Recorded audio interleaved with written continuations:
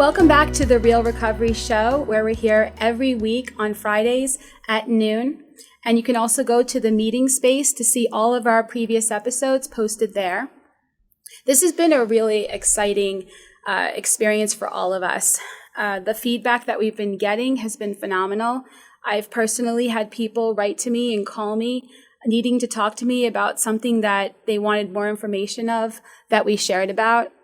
The feelings episode, I've gotten so much feedback about the feelings episode alone, that people have been learning how to understand how their feelings come about and how to question their thinking and what to do. And so I'm so excited as we push forward and do more involved, in-depth episodes on the different feelings and the different modalities and all the stuff that we can really bring to this conversation.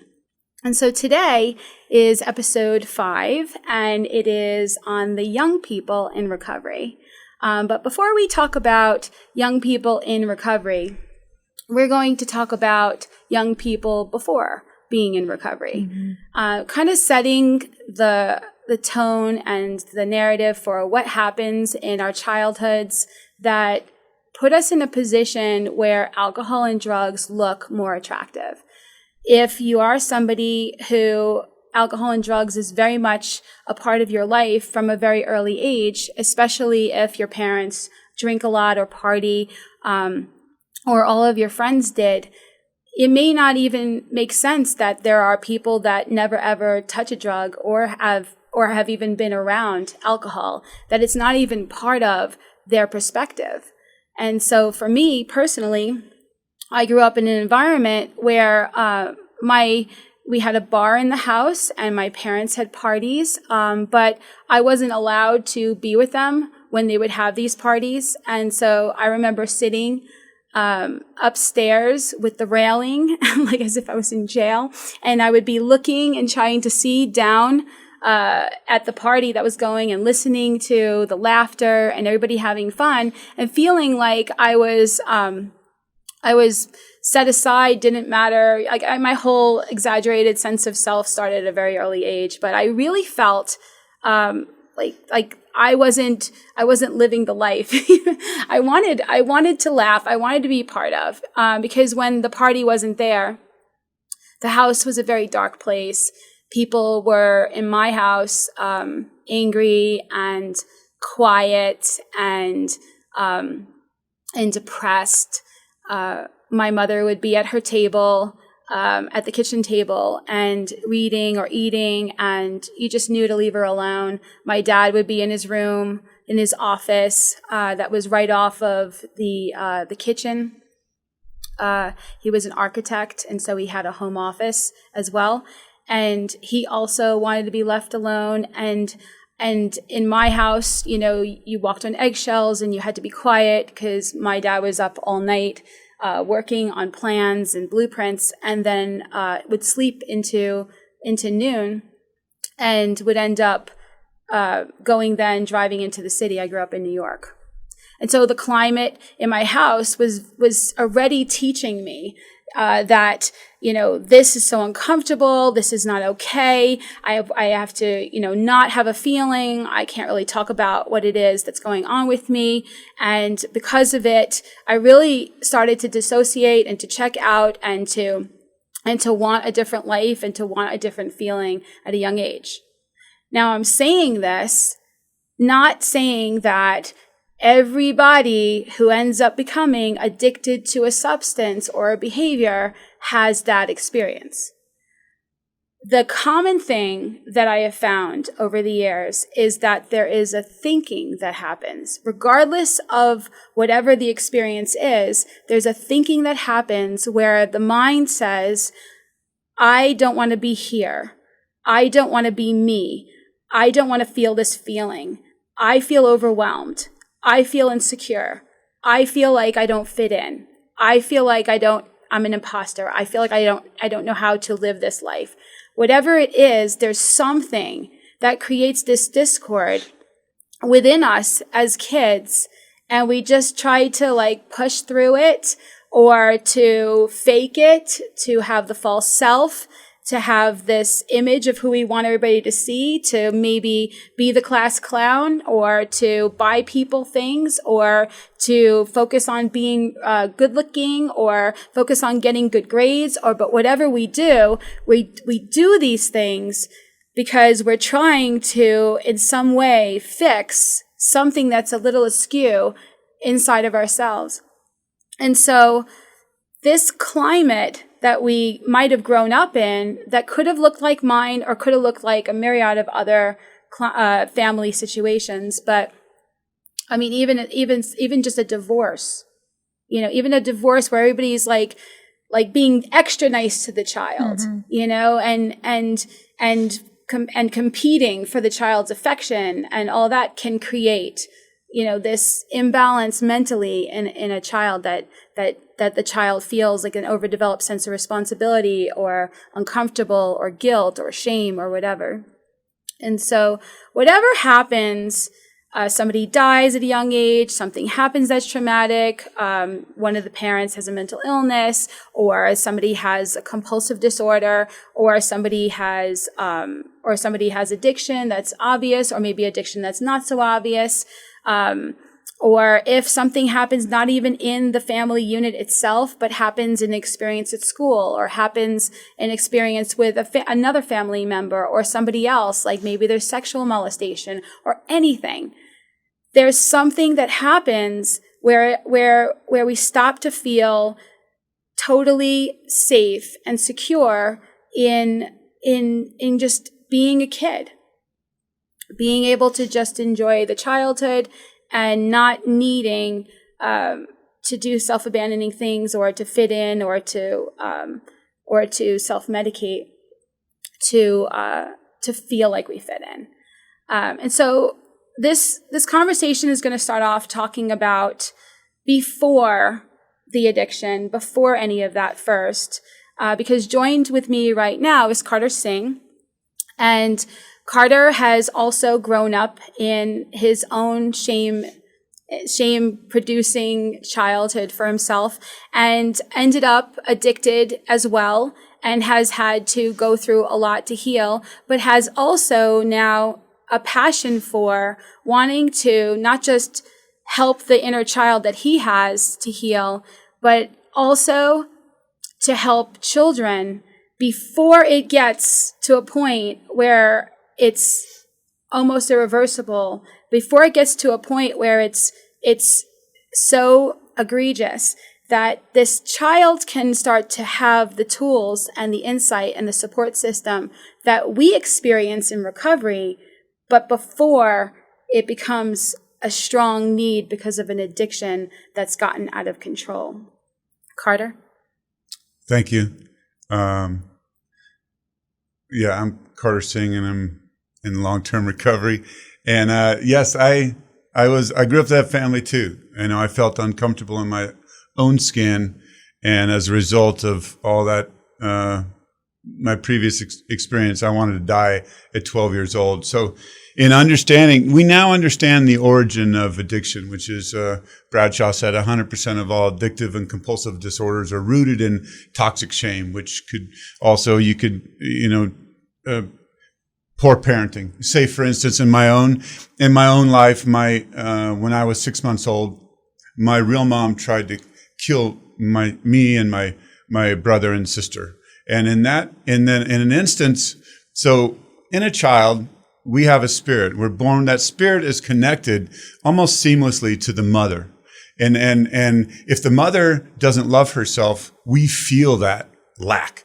And if the mother is angry that she had the baby, we feel that lack. It's amazing what happens spirit to spirit. And so can we name one thing, or can we name 100 things? We don't know. But it begins when our spirit feels that lack of connection where it's supposed to be love. We know that. And then in that instance, we start building a false self, a protected self. Mm-hmm. Our ego begins. And now we have two people. As we go and we age and we grow, maybe the shame continues. And then to some degree, a lot of families have that. It's passed on from generation to generation. And in my own family, so I felt that disconnection from my mom, I'm assuming, and I don't remember that. Then my father remarried to my stepmom and my stepbrother, and through the course of, I've received a lot of terrible behavior, belittling, devaluing, humiliating, all these words where I didn't know. I felt I wanted to die. I didn't have a strong sense of self in my situation, in my life. So, and I wanted to escape. Now that what we know is that Carl Jung wrote about this. He said, our spirit cries out, our little spirit that's smashed cries out and wants to be filled with loving spirit, but what we generate through the false self is these feelings of judgment. Now we don't want to be hurt again. Mm-hmm. And we start growing this, our false self that needs to, intolerance, judgment, self-righteous, perfection, because we don't want to be hurt. So now we grow all these feelings, magical thinking, mm-hmm. right? Journeying on in our own mind because we want to feel good about ourselves and we don't know how to feel good about ourselves. And so we want to feel that feeling that the conflict builds and we become codependent upon our false self. And then at the same time, Carl Jung described how we, for a short period of time, when we use, it makes us feel whole for a small period of time because it connects our spirit with who we are. And then, of course, it gets drowned out with, the intoxication or, the effect of mm-hmm. the disorder or the addiction in that sense. And so as we begin, we can begin to identify earlier on, especially with me, we couldn't. I mean, we didn't know that then. And I went on a path of self-destruction and we have there's this ruptured trust in the world and we don't know what our reference is, and so really since toxic shame is when it comes back out, when we react and we react then with, in our life with no talk or no touch or judgment or it's all protective behavior, and which was definitely in my journey. And, I didn't know what triggered that. I was really just, it was self-will run riot for me. And it causes anxiety because we don't know, all these things as we build that false self, all the incompleteness and all these behaviors cause us to feel unwholeness, and then we try to mask that. We try to mask it with, intoxication behaviors that help us escape, and so. A lot of times when we're trying to look at our childhoods or what happened, it's not easy to see all of it. Like if you've had overt abuse in your childhood or things that you could point to as neglect that maybe you could point to because you can compare it to maybe a model that you maybe watched on TV or maybe your friend's family or something that you think this is what I wish my parents were. This is what I wish my family was. But even if you don't have any overt abuse or overt signs of neglect that are so obvious that you could point to, there's a thinking that's actually not just in the dysfunctional family unit only, but in our society, where, especially in our society, where everywhere you look, people they don't have enough, they don't look good enough. All the magazines, all the advertisements, everything is all focused on plugging into that shame, plugging into the comparing yourself to other people, the competition, plugging into it. And so if you already have the thinking, you're perfectly set to be like a sponge, a magnet for all of this. Like I remember where I would go to a supermarket and buy stuff and be checking out, and of course the line's long, and so you're there and you're looking at all the magazines on the rack, and lose weight in 5 days, and and get over this, and how to get him to love you, and how to have the best sex of your life, and all that, and it's like just like completely bombarded. But the only reason why I would even be reading it and interested in all this is because of unsettled self-esteem issues. But the mind is constantly trying to work itself out in its environment. So when we have dysfunction, though, in our childhood, in our family, and we don't have anything that we could point to, everybody had, like, everybody was behaving, and everything was clean, and everything was organized, and nothing to see here. We're all good. We go to church or whatever. But when we start to get into recovery and we start to actually look at what's really going on, we might want to venture outside of our immediate family unit and just check out the rest of the branches on the family tree, because it'll be enlightening. I got to a place where I did this family tree exercise once in a workshop, and for healing from dysfunction in your childhood.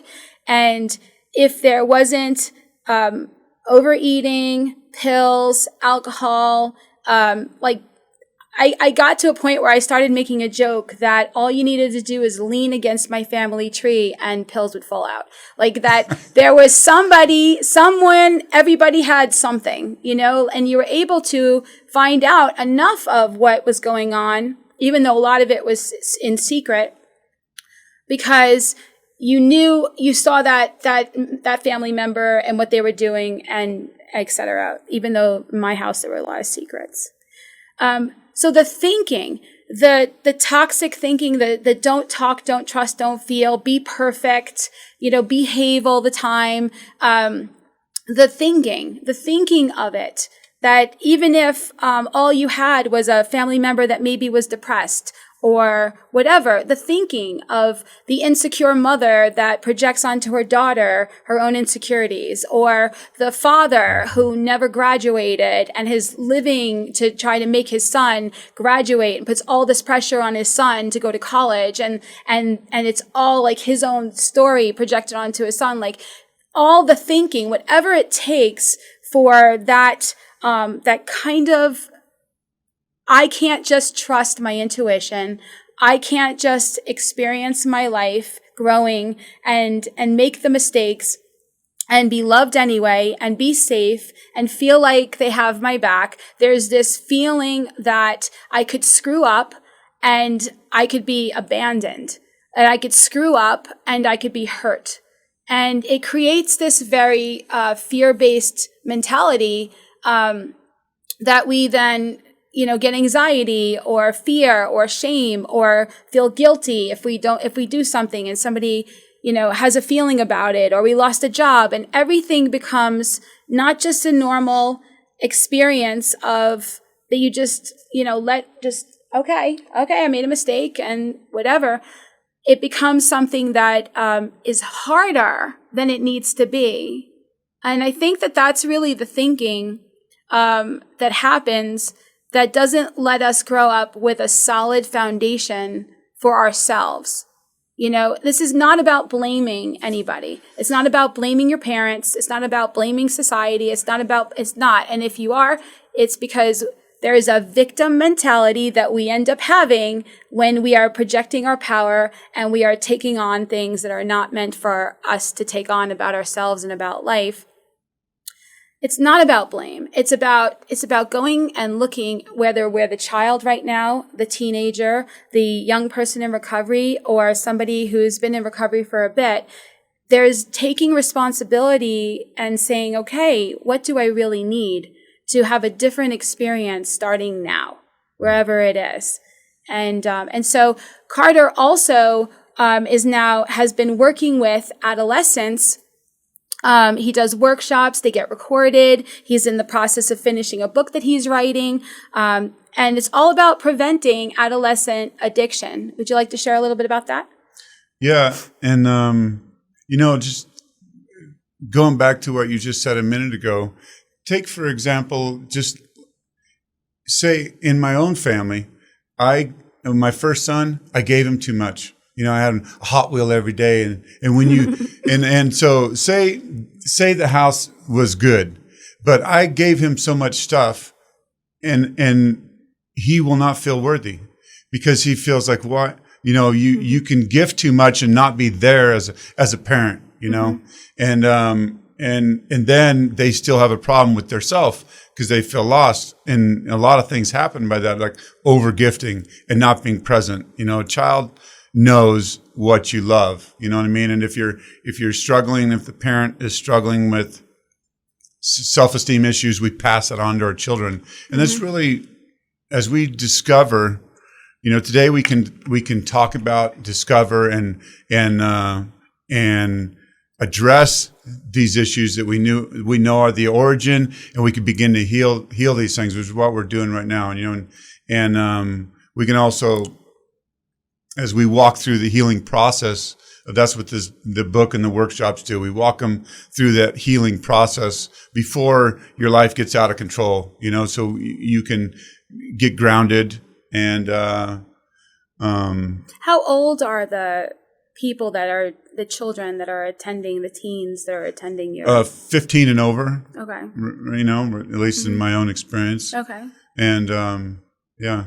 Interesting. Because I know, like, in addition to that, and when I grew up, I was exposed to different 12-step programs, just exposed, because of people that I had in my circles that actually went to one. But one of the programs that I never went to it, but it's called Alateen, and it's for the children of the alcoholic or the addict, and really any really strong overt dysfunction, to help while the parent is getting help, to help the children learn some of the things that the parent is learning, so that it completely does a shift of a lot of the programming that the child had learned watching the parent, interacting with the parent, etc., and to heal the wounds of taking it personally when the parent was checked out. And so that's really good. We're also joined here with Tay, and she also knows a little bit about Celebrate Recovery, has one for adolescents as well. Yeah, so Celebration Place, they actually have a program for like high school and middle school kids, but then they also have Celebration Place, which is like elementary and below. And so whatever they're doing in Celebrate Recovery that week, whatever the lesson is on, they're doing the same thing for the children. So cool. And so it's they call it pre-covery. So they have a program for kids that might have some things going on, but then they have a program for kids that can't recognize those kinds of things yet, but they know that mommy goes there, and they know that daddy goes there, and they know that their brother is going to this other program. And so they get to go home and be like, well, are you being in anger right now? Because they learned about it in their pre-covery program, And so it's just another aspect of trying to find where the roots are and get them young, Yeah, for sure. Because sometimes if, let's say, a parent goes and gets help and gets into recovery, but doesn't do anything for the child, not therapy, not any kind of like meetings or support system or peer support system or anything, the child is already a whole foundational system of shame and insecurity that and beliefs about who it thinks it needs to be that's growing, and has to be addressed. And I love seeing at the meeting space where you have people that are coming to meetings and they're bringing their kids and they're learning how to do things different, and they're reparenting their kids. They're learning, and they have an anger outburst and they go, you know what? They make an amends and they say that they're sorry, and they say why they're sorry, and the children get to see a healthier and healthier model for them being exhibited. And we also have in room 107, we have a glass enclosed, semi-soundproof children's room so that people can bring their children and the children can play and be comfortable in that environment without necessarily hearing what's going on in the meeting or distracting mostly people in the meeting while the parents are focusing on themselves, giving that message that the parents not only have to heal themselves, but they have to heal the parenting because they've been not there or lashing out or taking things personally or whatever. And a piece of that is, when we're growing up in this dysfunction, we think that certain behaviors are normal or are the way it's supposed to be. So seeing your parent correct those behavior gives you an opportunity to no longer believe that that's just what it is, and in a way for the child to do things differently and react differently. I would love to have an Alateen meeting at the meeting space. It looked like it was going to start at one point, but it never took off because for somebody to run it, they have to have a background check and they have to be really in a position to never miss it. And it's quite a responsibility. But I would really love to have that. Also, when Alateens got too old to be an Alateen, they started going to Al-Anon, which is a program for people who are affected by somebody else's addiction or dysfunction. And they felt pretty uncomfortable in it. And so what ended up happening was some of the Alcoholics Anonymous members also started recognizing that they had stuff from their childhood as well and wanted to address it and created a program, or at first part of Al-Anon, for children, for people who grew up in it, and then completely cut off from Al-Anon and created Adult Children of Alcoholics and Dysfunctional Families, which is ACOA. And it was mainly people in Alcoholics Anonymous and people that had outgrown Alateen. And it took off, and it's still going. And we have a couple of ACOA meetings at the meeting space right now too. So that are open for teenagers as well as anybody adult that wants to go back and learn some of the things, some of the programming that was going on, so that they can heal it from that perspective. So is there anything else you want to add about the adolescents, what your message is for them, and why you're so passionate about it?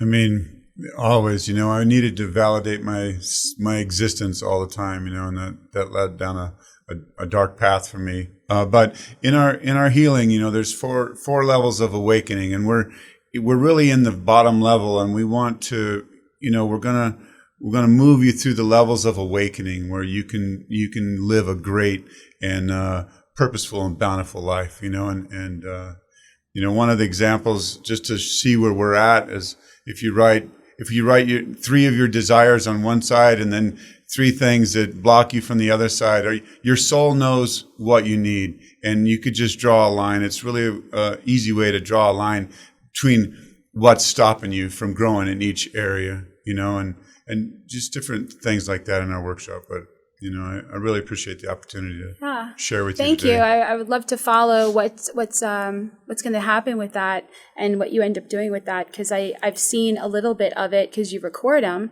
and you put them on YouTube. Is that what you're doing? Mm-hmm. And so I've seen a little bit of it, and you could tell how passionate you are about it. But I know you, and I know that you're not going to do anything unless you really feel the spirit moving you to do it. So thank you for joining us. We're going to take a break here. The opinions expressed here are strictly those of the people who gave them and do not represent any 12-step program or should replace your own intuition or professional medical advice.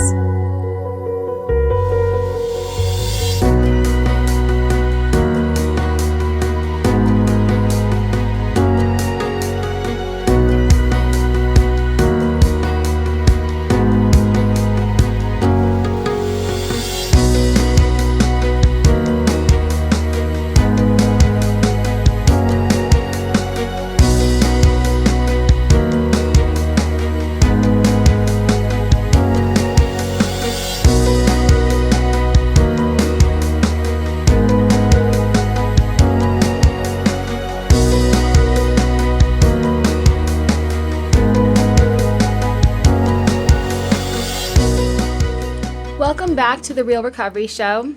You can watch us on Facebook, YouTube, and on Amazon Fire TV. You can listen to us on the PHLV radio app or get our podcast on Apple Podcasts, Spotify, or iHeartRadio. And if none of that means anything to you, just go to themeetingspace.com where we have a list of all of our episodes every week posted for you.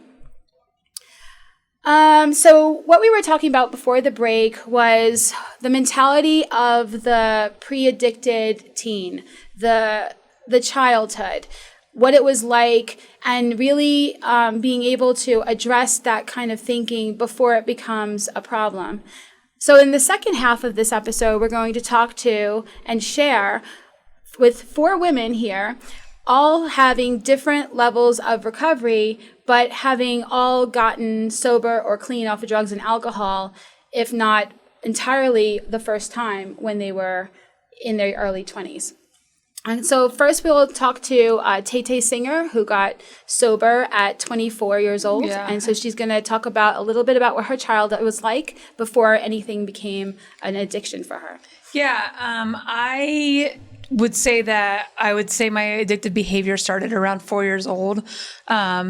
I remember stealing stickers from a store, I remember those kinds of things. But I started self-mutilating when I was 4.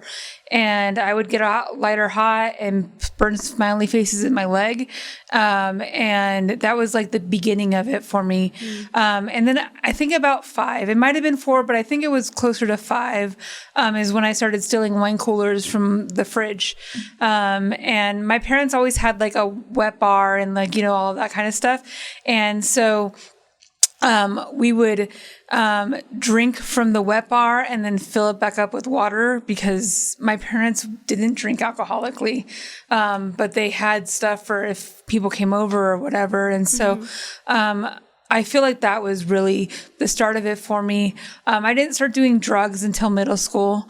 So about 6th grade, I was 12 years old when I really started doing drugs. And so what was the thinking though in your childhood? I never really fit, I never felt like a part of, or, like I belonged there, or that anybody saw me. And I think that's the biggest thing, is that I never felt seen.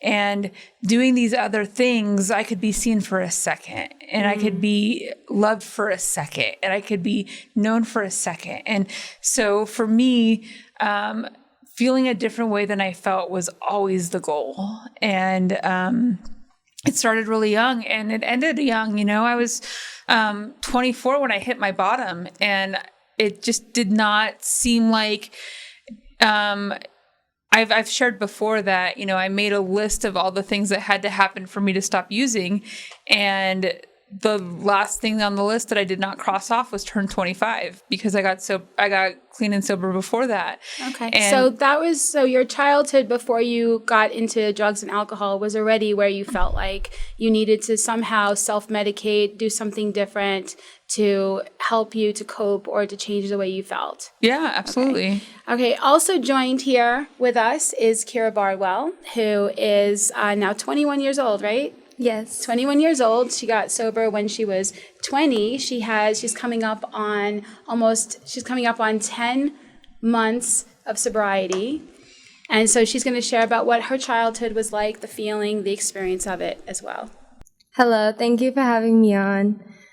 So in my childhood, I grew up an only child, and my father was abused substances, and my mother had PTSD, anxiety, and depression. My father and my mother both worked in the school system, and I knew I wasn't like other teachers' kids. I felt very broken compared to the kids that everyone wanted me to be. I remember being like 3 years old and wanting to feel like I have to fix my parents. I remember, being afraid to go play outside with my friends because I didn't know what my parents were going to do if I left them alone. And I developed an sense of responsibility at a very young age. And my whole childhood, my family, and a lot of people around me decided that I was this good kid, decided that's who I was going to be, because I was very obedient, and I was very, put together, but it was totally just out of fear that if I'm not okay, my parents are not going to be okay. And, but that's not really how I felt inside. So when I got a little bit older, I just began to, to see, hey, actually the kids in school who, participate in more like risky behavior or whatever, or the kids at school who, smoke weed or drink, they don't seem to judge me. They don't seem to put a label on me of who I need to be. And that really attracted me. I felt like they were broken like I was, and so I developed this obsession with drugs and alcohol and people who participated in that before I even tried it. Right. And, so that really shaped my addiction as a child. Thank you. It's so interesting because you bring back my own memories of when I was a kid and I didn't have any friends. I was made fun of by the kids. I had no idea how to stand up for myself. And when I got into junior high school, and I grew up in New York, so these are the words that the labels, but they were called burnout. So like I didn't feel like I fit in with the jocks. I didn't feel like I fit in with the Japs, which are Jewish American princesses. I'm from New York. These were the words that were used. And so the only people that I kind of fit in were people that barely fit in with themselves, kind of fit in with each other. And the thing that it was missing school or doing drugs or just having like outfits that didn't fit what everybody thought we were supposed to. And I was very attracted to that too, because I felt like I didn't fit in. And so the people that I felt like didn't fit in either, I was attracted to. So thanks for bringing that up. And we're also joined here right now with Samantha Owens, who is 28 years old. She got sober when she was 23, and so now has 5 years of recovery. And she's going to share a little bit about her childhood. Yeah, it's funny you said Japs because I am a Jap, so that's fun. Yeah, I was raised Jewish, and that's probably the only place that I ever felt like, going to like Jewish camp in the summer or, anywhere I was surrounded by those kinds of people. I felt like maybe I kind of belonged, but I grew up with a narcissistic father, really neglectful, who didn't see his abuse towards me. And that put a lot onto me that I'm still uncovering today. I think it put a lot onto me to feel like I can't trust, that maybe I'm the problem. I can't be loved. I don't love myself. A lot of those things. And my mom did really good at trying to maybe combat that, I would come home and tell her things and she never judged and she just loved me and where I was at. But it honestly just wasn't enough because it was so hard to have such a father that I wanted to be that for me, but, just couldn't. And, so that definitely pushed me, at an early age. I've always been like a punk, kind of a sassy girl. Like when I was a kid, I'd do something wrong and my dad would slap me on the butt to, punish me. And I'd turn around and laugh at him. Like that's just like my kind of personality. I've always been a rebellious, wild child. And that worked for me, I guess, I found alcohol at like 12 years old at a wedding and I thought it was so much fun. It turned off everything for me and, feeling like I couldn't belong and I hated my skin and it felt weird to be like existing. It felt good, I didn't have to care or think about any of that. And so anytime I could get my hands on it, I would. And eventually I realized, my parents have a bar in their house that they don't use alcoholically. So I can just, get out some of that vodka, pour some water in it until I finally got caught. And that was the end of that. But you guys were lucky.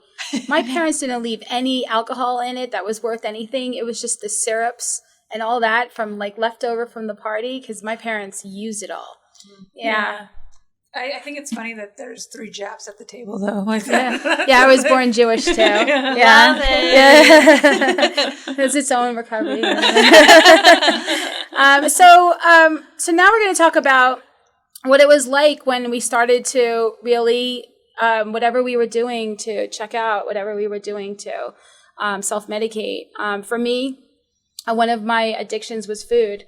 You could tell in my family when someone had a feeling because the light would be on their body and their butt would be sticking out of the fridge. I was constantly trying to not feel what I was feeling. And so if I couldn't get something else, it was the most I could do was dissociate, fantasize, check out. Even reading was a checkout for me, like whatever, any place but here, any time but now, I felt like that. And I actually was scared I was going to leave my body. That's how good at it I became. But food. And then one day, I was gaining weight and somebody that I knew wasn't gaining weight who was doing the same behavior, and I needed to know what they were doing, and I found out they were bulimic. And this person, when I found out that they were bulimic, was angry at me for pointing it out to them, but I was like, no. I want you to teach me how to do this because I knew I needed to not gain weight because my mom was an ex-model and she would project all of her body shame on me. And you don't need to eat that. Or if I was looking in the mirror, who do you think you are? And stuff like that, accusing me of trying to get my dad's attention away from her, like really twisted stuff. And so I had this really twisted idea that I needed to be beautiful, but I also needed to feel comfortable in my own skin. And I couldn't get the things that I felt like I really wanted to get enough of. I couldn't get the alcohol enough. I couldn't. And I was so like broken and shy and insecure and suicidal that I couldn't even have the relationships to even get the stuff from people outside of the house at such a young age until later. And what a danger I was to myself after that as well. So food was my main addiction for a while, and I became severely bulimic. Severely. I mean, I ended up getting to a place where nobody should ever go. But we do whatever we feel we could do. Whether it's self-mutilation or alcohol or drugs or anything. That's what it was like for me, to really feel like, and the people that I ended up being friends with were very overweight or one of them was, and we used to walk, to the pizzeria, or to the deli. And if you've ever been in New York, there are no small portions of anything. Mm-hmm. And I would eat a whole hero, like it probably was an entire, dozen eggs in that. Oof. And but I ate it. I had no idea what normal was, no idea what normal portions were. Both my parents were over 350 pounds each. I used to joke that I come from a big family with very few people in it. That's a good one. And because you have to make fun of your life so that you can have some semblance of sanity when things are just feeling so broken. But that's what it was. And so by the time I got fully into any kind of alcohol and drugs, it was because I knew that I was going to die from bulimia and I needed to do these other things. I was fully aware as a kid. I was standing outside of the bar inside the house, and I knew that I either was going to find a way to get alcohol and more of it, or I was just going to eat. And I knew I had no real solutions. Yeah. I knew that I was screwed. I mean, if I was to go back in time and talk to that little girl and tell her, I would tell her, like, you got to leave that house. You got to go find those things. You can't wait for somebody to talk to you. You can't wait for somebody to be there for you, because it was never going to happen, and it never did. And so that's just it. I wanted to run away, and I never did, because I was terrified that the world outside that house was going to be worse than the one inside of it. And so I stayed, and I started this thinking that kept me staying in very toxic situations for a really long time. That better the trouble you know than the trouble you don't. Right.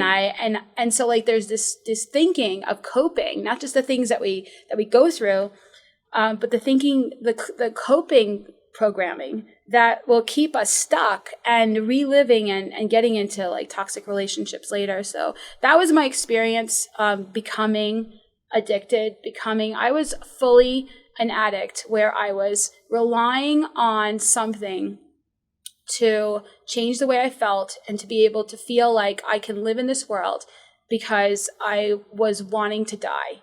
And there was always this conversation going on in my head about whether or not I should. When something happened, my mind would immediately go, well, we could always die. And so I was partly using to make myself feel better, because I kind of loved myself and I wanted to be around longer.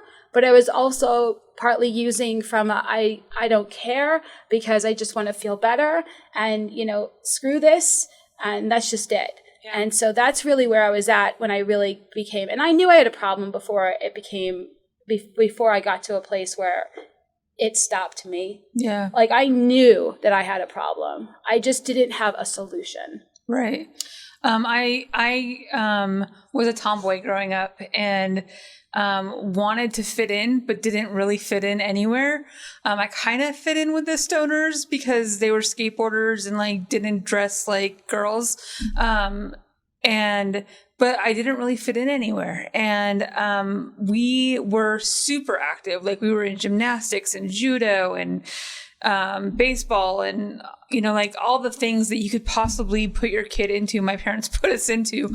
And I felt like it was so they wouldn't have to deal with us. But, like, we were super active, but I never really fit with any of those things. Like, I was always just kind of off.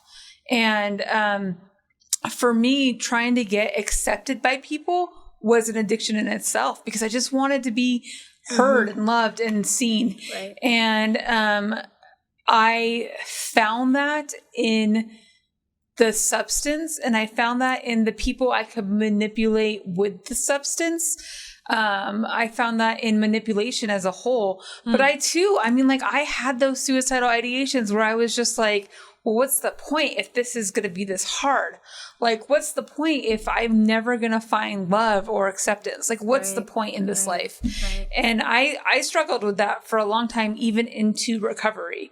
I came in through therapy. Like, I got sober through therapy. And so I didn't go to therapy because of my addiction. I went to therapy because I was raped, and so I found a solution in a way that I wouldn't have ever expected. Right. That's beautiful. Thank you. Thanks. Yeah. So now we're just going to share a little bit about what it started to be really like when it got so intolerable, or so where the solution that we thought we had, the alcohol, the drugs, the food, the smoking, the whatever, became itself one of the biggest problems as well. And I'll just share a little bit first. I ended up to stop being bulimic, switched addictions, like seats on the Titanic, and I started doing all the things I told myself I wasn't going to do, because I knew that I was going to have a problem if I totally let go and went into alcohol or drugs. And one by one, I did all of the things, and I went from somebody who was making tons of money, I bought my own house at 21, and because I was working as a dancer and a model, and I ended up not able to work, and it takes a lot for you to not be able to do that job, and I ended up, going pretty much out of my mind in my house, totally lit, totally high, all day, every day, never a sober moment, and ended up going into shock and lost my house. My car was totaled and ended up moving into the basement of my parents' house, and where I was going in and out of a semi-comatose state. Was put into a psychiatric unit because they didn't know what to do with me, and where doctors from in and outside of the psychiatric unit didn't know what to do with me because they didn't know what happened. They didn't understand what happened. There was a lot of things that had happened, rapes, all kinds of stuff that happened, and I was just I was to say I was a hot mess would be like sugarcoating it. Yeah. I thought I was at the end of my life, and but I was at the beginning. The restart. I just didn't know it, and I ended up saying this prayer. I said, "God, take me or heal me," and I thought that it was going to be, okay, we're going to go. This is going to be this next spiritual journey that you're going to be on. We're done. We've exhausted this body, and you obviously can't do this, so let's go. And instead, I heard an intuition that said, okay, let go of ever walking again, ever dancing again, ever having kids, ever having a husband, ever having a house again, anything, and follow me. And I started listening to that intuition, and that intuition got me into recovery. And I was 23. And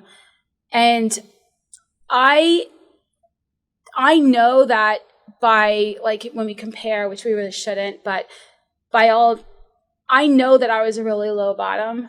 And I see what happened with me, why I ended up there, because I had heard about 12-step recovery and I had heard about other therapeutic modalities, and I didn't believe. I had this toxic shame that said nobody would understand, and I'm sicker than everybody else. Oh, for sure. And so because of it, I ended up going until I was for sure sicker. Yeah.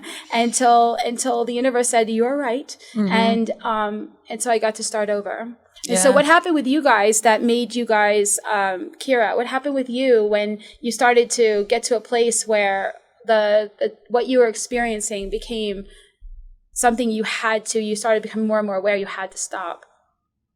So for me, I'm still learning about myself and healing every single day. And I feel like I don't truly understand my bottom yet. I feel like for me is definitely an emotional bottom. I was very tired of waking up, and I was the chemist, always trying to figure out what I'm gonna take to feel good. So I'm gonna look at what I have to do today, and then depending on what I have to do, it's going to be what I'm going to take. And then, depending on what I take, it's going to be dependent on, the come down, and then what I'm going to take from there. And so I think it just got very exhausting. And I also, I feel the need to kind of reach out to other young people that are listening right now and just say, like, I got sober at 20 years old. Of course, I had those thoughts in my head that I'm not done and that, I'm too young to get sober. I can bottom even harder. And I just want to, I just really feel the need to talk to other young people out there and just say, you don't have to completely destroy your life to decide that you want to make a change. Right. For sure.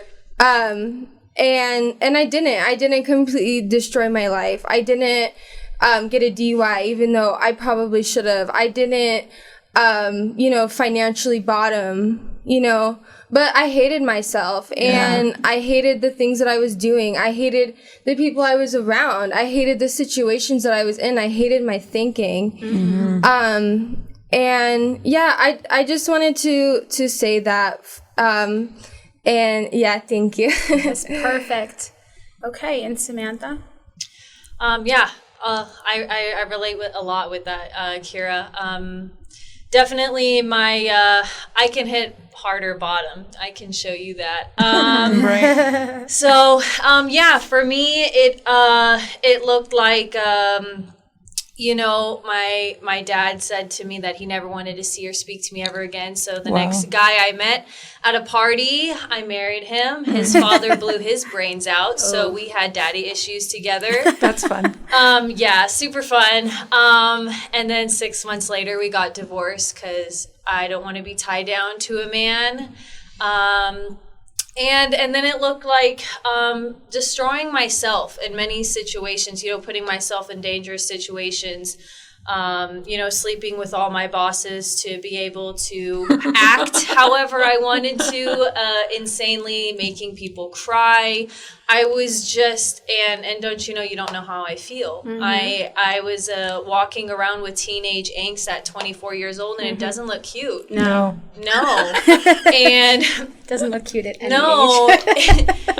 And it was an emotional bottom for sure. I mean, I didn't get a DUI. I was living at my grandparents' house, so I had, you know, a roof over my head, food whenever I wanted to eat it, you know, and whenever I got pulled over, it was just white woman privilege. I never got a ticket. Tears. Oh yeah, you have to snot cry. Yeah, you gotta cry, and they'll let And you a go. little bit of low cut. I was going to say a little bit of low cleavage. You need cut the if you have the cleavage. cleavage. Yes, Yeah. it's a little bit of all of Yeah. that, and you can be on your way. But the bottom was inside. I was disappointed when I woke up in the morning in my bed, blacked out, you know, the night before, and I was like, well, cool, I guess you got yourself home, but like now I'm awake. Yeah. And now I'm left with me having to chemist myself into being crossfaded enough to feel okay. Yeah. And being disappointed when I'd throw up and lose it all, you know? So yeah, I mean, I drove 60 miles, my last real drunk, drove 60 miles to destroy my ex-boyfriend's car. That was the worst toxic relationship, gaslighting me and everything. And I didn't get another ticket. I just had to pay him a bunch of money, but it was enough for my mom to tell me, like, you need help. You're going to destroy your life. Someone's going to pick you up at your grandparents' house and take you to jail. And that was that resentment to, like, you know what, I can show you I can be sober, and you know. I feel like that waking up disappointed. Like, I remember waking up disappointed that, like, not only was I awake, I didn't know who was next to me in my bed, and I wasn't sure if my car was here. You know, like those are the kinds of moments that, like, for me, really signified there might be something that I need to do differently. But that's not everybody's experience. And it doesn't have to be, like Kira was saying, you don't have to blow up your life. No. You don't have to be homeless. You don't have to be unemployable. You don't have to be, you know? Right. It just, I heard this once and I loved it, that a bottom is when your life just gets intolerable for you. Right. It doesn't have to be anything outside of you. It's just at this shifting point where, there has to be another way. Yeah. There just has to be, because you can't imagine doing it anymore the way you are. And, but you don't yet know what could possibly be on the other side. Oftentimes, you know, we tell ourselves a story about why we feel like we need to keep using or drinking, why sobriety won't actually be fun, won't actually be good for us, and we tell ourselves that it's going to be too hard. We're going to be uncomfortable in our own skin. We're not going to be able to have friends. We're not going to be able to have a life. It's going to be white knuckling it because of our own experience trying to, or between using or just trying to stop, felt like all those things. We just would then project out. And I remember judging people who never drank, who never did a drug, as like that they're boring. Right. I remember thinking that they haven't lived. Oh please, you know, like I'm an old soul, you know, like you know, like and I felt like there's no way I want to have a life that's black and white. Because I didn't want to live a life that I didn't feel alive in. It was so ironic because I was dying. Right. You know, I wasn't really alive. No. I where I ended up was proof I wasn't alive. But we are going to talk about that, about what the reality is of what happens when we get sober, what happens in our recovery, what we end up learning, what we end up experiencing. And so, Kira, what was it like for you getting sober? And what did you end up experiencing that was different than you thought it was going to be? For me, when I got sober, at first I was really excited about it. But it's difficult and it requires rigorous honesty. And, I was having a hard time, finding people that I connected with, and I had a relapse, my first go around. And, my second go around getting sober, what really changed the game for me was a true surrender and a true trust in a higher power. And so, Sam, what was it like for you when you ended up getting sober, and was it different than what you thought it would be, and what was your experience? My experience was a flood of feelings. Oh man. It was exhausting. I had panic attacks pretty regularly. Life seemed like really intense. I had to get in touch with a lot of people. I needed a lot of help because I just didn't understand. I didn't have any idea how to do life. So once I learned some tools on, just how to be a proper employee, how to communicate, how to advocate, I mean, it's just a muscle that you have to work regularly for it to start working naturally, So it took a while for that to happen, and it definitely is working more easier now. But it was really hard for me because I stopped drinking, but I didn't stop smoking. I had that marijuana maintenance, and because I couldn't give it all up. Gin was my boyfriend, and I don't know, weed was like my lover. So, to give that all up at once is just really hard. Yeah. And so I had to learn. It took experiences for me to realize that, weed was still holding me back. Weed was holding me back from talking to people, like gaining friends, the fogginess, and the anxiety. I didn't realize when I gave up weed, I was like, wow, I don't have anxiety anymore. It was the anxiety of the buildup, of like getting to your drugs that you need, Right. like, oh my God, I'm like, wow, I don't have anxiety anymore. I thought I was an anxious person. Yeah. And so, and once I let go of the weed, which I also let go at cigarettes at the same time, don't recommend that. I turned into a witch. Sorry. My family, Marthor family.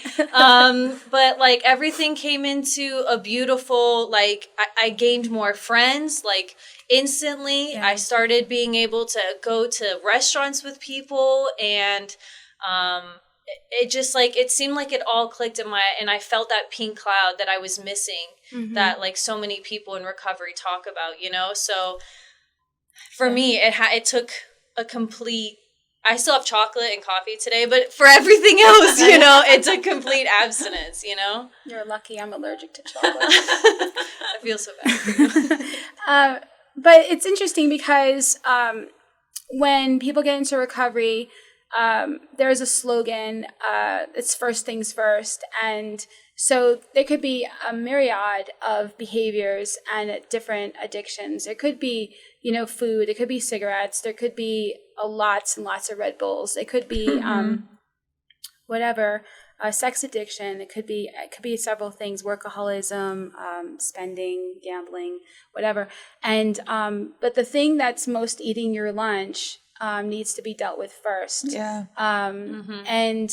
And so when it comes to alcohol and drugs, it's kind of funny because when you think of Alcoholics Anonymous, you would think that, and it is primary purpose, that they are very much adamant about identifying as an alcoholic. And then you see a program like Narcotics Anonymous, and they want to make clear in that program that there is no difference between any of the powder, the pills, and the liquid, that it's all the same thing.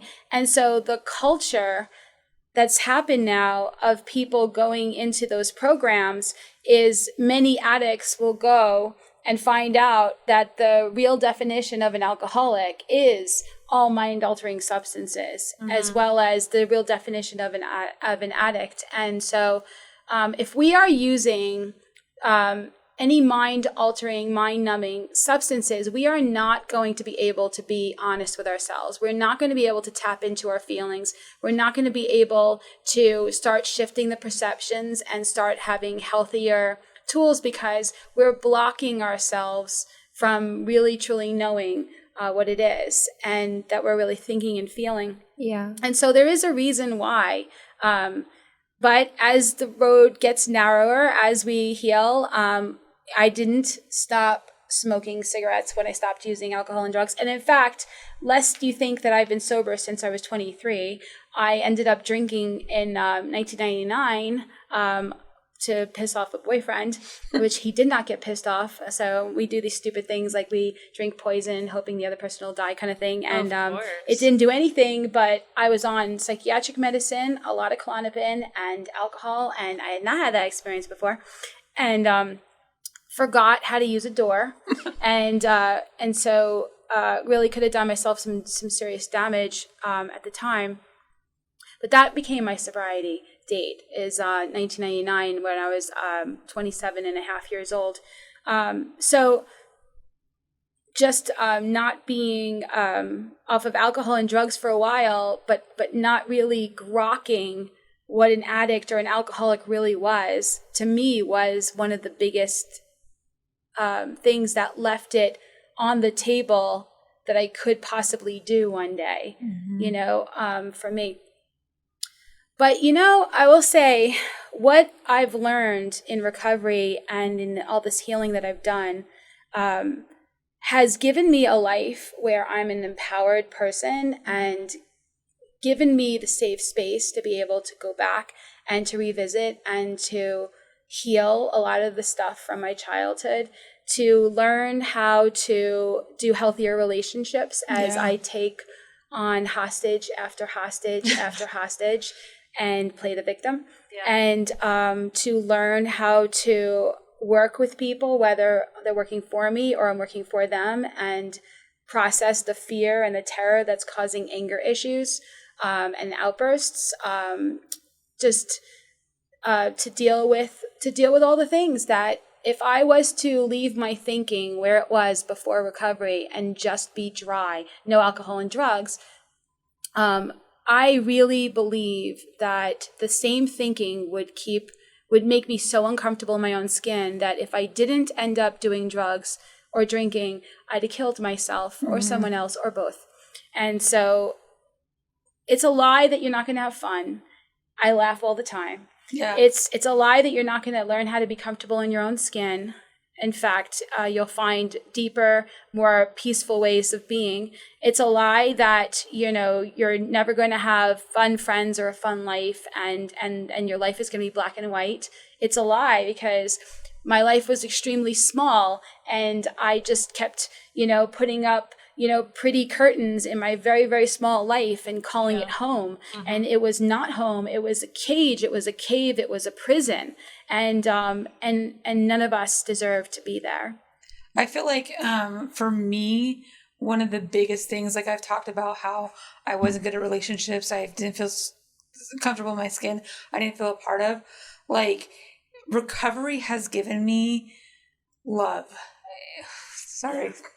But it has, it's given me a life where I can love and be loved and be accepted and be 100% authentically me and not worry about what I look like to other people, because it's given me something that I never expected possible and that I was trying to find in a drug. And so for me, that's one of the best gifts I've been given over the last 15 years is this incredible family that I have now. And it's so funny, because if you have to use alcohol or drugs to be with people, you're never really with them.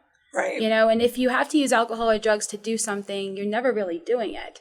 You know, to be able to live a life and learn how to, I'll say this last thing and I'll turn it over to you guys for some closing statements. I one time heard this thing that changed everything for me.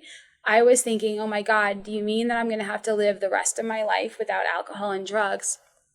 And this person said, you will live a life where you don't have to use alcohol and drugs. Right. I just got the chills.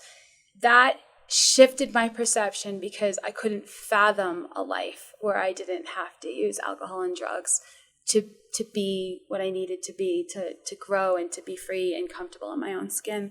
So we're going to be wrapping it up now. Is there anything you guys would like to say? Yeah, for sure. I the word is have to, you know? And that's what I feel like today. I am completely dishackled. I'm not shackled to my disease or having to use anymore. And like, that's the most freeing thing. Like I would have to, like, if you're not drinking in the shower, you're wasting time, you know? Like I'm not shackled to like do everything high or drunk. And like, that's a beautiful thing. And I was like, well, I can't go on this trip because I you know, I'm going to have planning. It's exhausting. Yeah. So I built that box for myself. And today, like, I was like, oh, well, I'm never going to be able to get married. How can I have a toast? Right. Well, I've gotten married in sobriety, and I have this healthy relationship that still baffles my mind. And we had, like, you know, whoever wanted to drink could drink, and, you know, and I got to, like, bring toast for people if they wanted to make a toast, like real toast, you know? Like, and I've gotten to travel the world. I've gotten to like see beautiful places that I've always wanted to go with like actual money that I saved because I blew it all before on drugs and alcohol. And now I have money to like go do places that I've always wanted to, like, and to then think. You remember them. Yes, and you remember them. Oh my You God. don't make a fool out of yourself. Yeah. Yes. The stories are different. The stories or are piss for off sure more different. people. Yes. And to think that you don't have fun. I have more fun, genuine friends, genuine love. But all those things are great, but it's like myself. Yeah. I love myself so much today, and I get to advocate for myself in ways that, like, I picked up the bottle before. Resentments that I picked up the bottle before, where I can just be myself and say what I need to say in a polite manner that makes me love myself. Yeah. And, like, that's the biggest gift, to love myself. Yeah. Yeah. Learning how to self-love, learning what unconditional love is, being able to question all the programming, learning how to be empowered, our self-esteem goes up, and being able to be truly on purpose and help other people. We get to live on inspiration, not on inebriation. So, Kira? For my closing statements, I just want to say it's so hard for me to even articulate into words the freedom and the peace that I feel today.